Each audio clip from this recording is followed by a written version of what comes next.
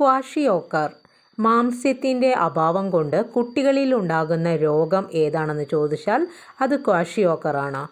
ഇതിൻ്റെ ലക്ഷണങ്ങൾ വളർച്ച മുരടിക്കുന്നു, മാനസിക വളർച്ച മന്ദീഭവിക്കുന്നു, ഉന്തിയ വയറ്, തുറിച്ച കണ്ണുകൾ, നീർക്കെട്ട് ബാധിച്ച കാലുകൾ തുടങ്ങിയവ. അപ്പോൾ ക്വാഷിയോക്കറിൻ്റെ ലക്ഷണങ്ങൾ, ചിലപ്പോൾ ലക്ഷണങ്ങൾ മാത്രം തന്നിട്ട് ഏതാ അസുഖം എന്ന് ചോദിക്കാം അല്ലേ.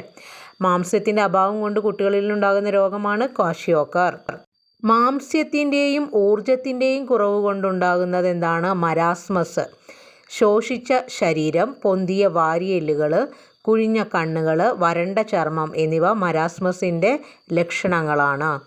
ഇനി അടുത്തത് റിക്കറ്റ്സ്. റിക്കറ്റ്സ് എന്ന് പറയുന്നത് എപ്പോഴും PSC ചോദിക്കുന്നതാണ്. വിറ്റാമിൻ ഡിയുടെ അപര്യാപ്തത കൊണ്ടുണ്ടാകുന്നത്. അപ്പോൾ കുട്ടികളിൽ വിറ്റാമിൻ ഡിയുടെ അപര്യാപ്തത കൊണ്ടുണ്ടാകുന്ന രോഗം ഏതാണെന്ന് ചോദിച്ചാൽ റിക്കറ്റ്സ് ആണ്. വളഞ്ഞ കൈക്കാലുകളും ദ്രവിച്ച പല്ലുകളും സന്ധികളിൽ വേദനയും ഇതിൻ്റെ ലക്ഷണങ്ങളാണ്.